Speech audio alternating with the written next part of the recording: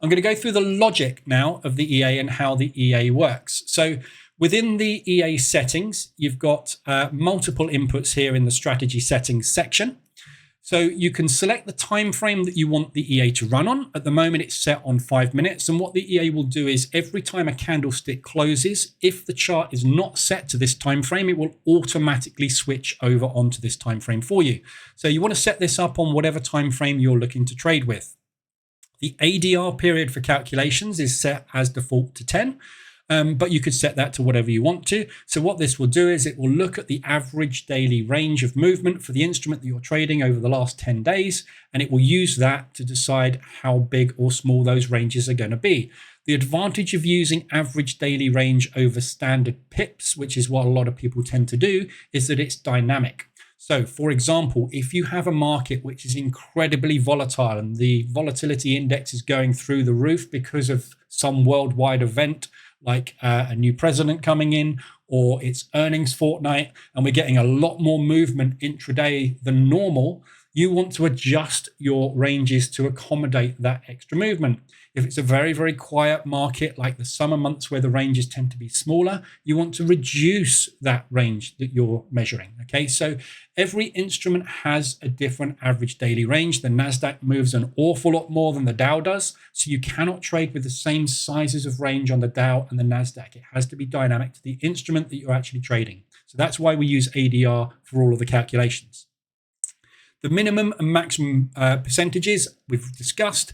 0.15 is 15%, 0.4 is 40%. So the Goldilocks zone, if you like, that I have found is somewhere around about 10, 15 or 20%. 20% has given the best results. However, sometimes at the open, the market doesn't move 20% for quite a while, which means that you don't get any trades. But it is more reliable using a 20% range. 15 is kind of second best. 10 is fairly aggressive. Aggressive trade settings will give you a lot more trades, and you have the opportunity to make an awful lot more profit, because if you're targeting 10% of the average daily range as your range to start with, you've got 90% of movement available to you. So getting a 6, 7, 8, even 10 risk reward ratio trade is very achievable. However, you will get stopped out more in those choppy market conditions. So it's personal preference, and I'd encourage you to go and test different range sizes in the back tester and see how it works and see what sort of suits your trading style. They've got the maximum range there. That's defaulted to 40%. That's kind of what I've found is the best. It doesn't really matter too much what you use. It just has to be higher than the minimum, obviously. You have different inputs now in this version of the EA, in version 3.1. For the 1 bar range time, 2 bar, 3 bar, and 6 bar. And these basically are times on your broker chart. So for example, here you can see that this is the 1630 candle. So this is the open for me in the UK of the New York market. It opens at 2:30 p.m., which is 9:30 a.m. New York time. And my broker plots that as 1630 on the chart. So what I am saying with these settings here is on the 5-minute time frame, I want to trade the first 5-minute candle. So at 16:35, which is the opening time of this candle, the second one, I want you to measure the range of the first candle and then take a break of it if it's correct. And then if that is not big enough and we haven't got enough movement there to get 20% or 15% in this case of the average daily range, at 1640, I want you to measure that one and that one combined. Is that range big enough for me to take a trade off? If it is, excellent. If it's not, we move on to the next time, which is the 3-bar range. So we will take a range measurement from that bar, and the opening bar, which is those 3. So when this bar opens at 1645, we measure those 3, okay?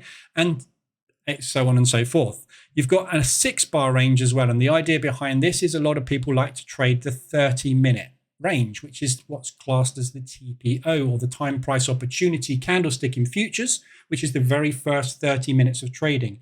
It's deemed that often, if the price has not moved very far within that 30 minutes, we are either going to get a rotational day where the market has no directional bias, or we are waiting for something to happen, quite often news event at 3 p.m. or 10 a.m. New York time, where the market will then suddenly take off. Okay, and you can see here that that would have been your 30-minute range on this particular day, and that break happened after that 30-minute range was put in. In fact, it happened after an hour's worth of trading on this particular day. So the EA dynamically waits and sits there patiently for some kind of movement that we can use to our advantage to take a trade on. There is also another entry here in the EA, which is the session end, and trades are automatically closed and all pending orders are cancelled at that time. So you would typically set that to be at the end of the day, or the last sort of candlesticks on your broker's chart. So for me, that is set to 2300. So if I go back a little bit in time here, this is a period separator for the day, and I hover over this candle here, you can see that the last candle here is 2310. So the EA will automatically close all orders for me if they are open, trades running, and cancel any pending orders off just before the market closes. And again, you can adjust this to whatever you want it to be.